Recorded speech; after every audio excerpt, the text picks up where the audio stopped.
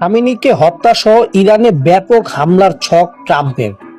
নতুন করে ইরানের সঙ্গে যুক্তরাষ্ট্রের আলোচনার তারিখ সঠিক হলেও দেশটি দুইটির মধ্যে যুদ্ধের সংখ্যা পিছু ছাড়েনি। ইরান যদি ট্রাম্পের প্রস্তাব অনুযায়ী পারমাণবিক ইস্যুতে চুক্তি না মানে তাহলে তেহরান হামলার অনিবার্য বলে আকাঙ্ক্ষা বিশ্লেষকদের। নিউ ইয়র্ক টাইমসের প্রতিবেদনে বলা হয়েছে, ট্রাম্পের তার উপদেষ্টাদের বলেছেন যে কূটনৈতিক বা প্রাথমিকভাবে ছোট আকারে ইরান হামলার পরও যদি তেহরান তার পারমাণবিক কর্মসূচি ত্যাগের দাবি মেনে না নেয় তাহলে তিনি আরো বড় হামলার কথা ভাববেন। দেশটির নেতৃত্বে ক্ষমতা থেকে হঠাৎ ট্রাম্পের সামনে মাসগুলোতে ইরান বড় আকারের হামলা চালাতে পারে। মার্কিন অভ্যন্তরীণ প্রশাসনিক আলোচনায় সম্পর্কে অবহিত ব্যক্তিদের এসব তথ্য জানিয়েছেন। জেনেভায় ইরান ও মার্কিন কর্মকর্তাদের মধ্যে তৃতীয় দফায় বৈঠকের দিন ধার্য করা হয়েছে।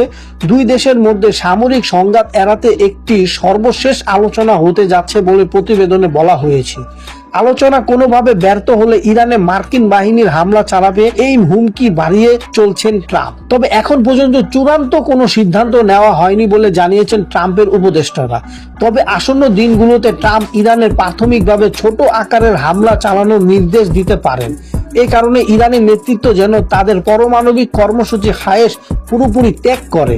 তবে এরপরও যদি ট্রাম্পের দাবি মেনে না নেয় তাহলে ইরান এই বছরের শেষের দিকে তেহরানের বড় ধরনের সামরিক অভিযান চালাতে পারেন মার্কিন প্রেসিডেন্ট। অভিযানের লক্ষ্য হবে ইরানের সর্বোচ্চ নেতা আয়াতুল্লাহ খামেনিকে ক্ষমতা থেকে হাঁটানো। গত বুধবার হোয়াইট হাউসের সিচুয়েশন রুমে ইরানের হামলার পরিকল্পনা নিয়ে আলোচনা করছেন ট্রাম্প। বৈঠকে উপস্থিত ছিলেন মার্কিন ভাইস প্রেসিডেন্ট জেডি ভ্যান্স, পররাষ্ট্রমন্ত্রী Marco Rubio, joint chief of স্টাফের chairman general Dan Caine, CIA পরিচালক জ্যান রেডক্লিফ এবং হোয়াইট হাউসের চিফ অব স্টাফ সুশি ওয়াইলস।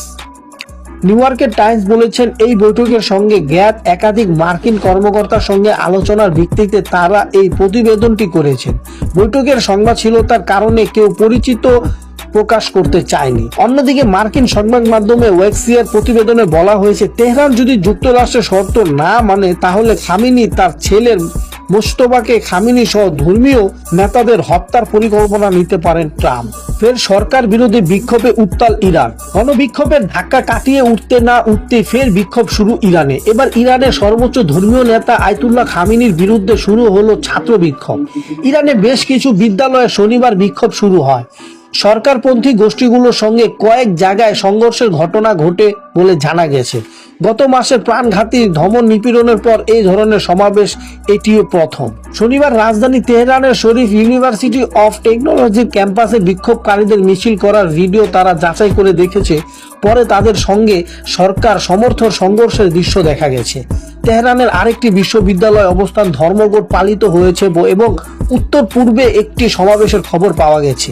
শিক্ষার্থীদের জানুয়ারিতে গণবিক্ষোভে নিহত হাজার হাজার ব্যক্তিকে সম্মান জানায় যুক্তরাষ্ট্র ইরানের কাছাকাছি সামরিক উপস্থিতি বৃদ্ধি করেছে এবং প্রেসিডেন্ট ট্রাম্প জানিয়েছেন তিনি সীমিত সামরিক হামলার কথা বিবেচনা করছেন। যুক্তরাষ্ট্র ও ইউরোপের মিত্রদের সন্দেহ ইরান পারমাণবিক অস্ত্র তৈরির দিকে অগ্রসর হচ্ছে, যদিও ইরান বরাবরই এই অভিযোগ অস্বীকার করে আসছে। এই অবস্থায় ওয়াশিংটনের কূটনৈতিক চাপ আর সামরিক তৎপরতার মুখে তেহরান মাথা নত করবে না বলে জানিয়েছেন ইরানের প্রেসিডেন্ট মাসুদ পেজেশকিয়ান। রাষ্ট্রীয় টেলিভিশন সরাসরি সম্প্রচার ভাষণে পেজেশকিয়ান বলেন, বিশ্ব শক্তিগুলো আমাদেরকে মাথা নত করাদের ঐক্যবোধ হচ্ছে, কিন্তু তারা আমাদের জন্য যত সমস্যায় সৃষ্টি করুক না কেন আমরা মাথা নত করব না।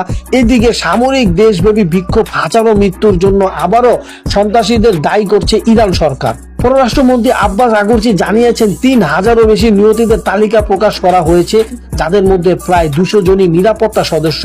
যুক্তরাষ্ট্রের বলেছে প্রয়োজনে ইরান সীমিত পরিসরে সামরিক হামলার কথা বিবেচনা করছে তারা। এরই মধ্যে কাতারে আল উয়েদে মার্কিন বিমান ঘাঁটি থেকে শত শত মার্কিন সেনাকে সরিয়ে নিচ্ছেন পেন্টাগন। ইরানের পাল্টা হামলা থেকে বাঁচতেই এমন পদক্ষেপ বলে ধারণা স্থায়ী গণমাধ্যমের।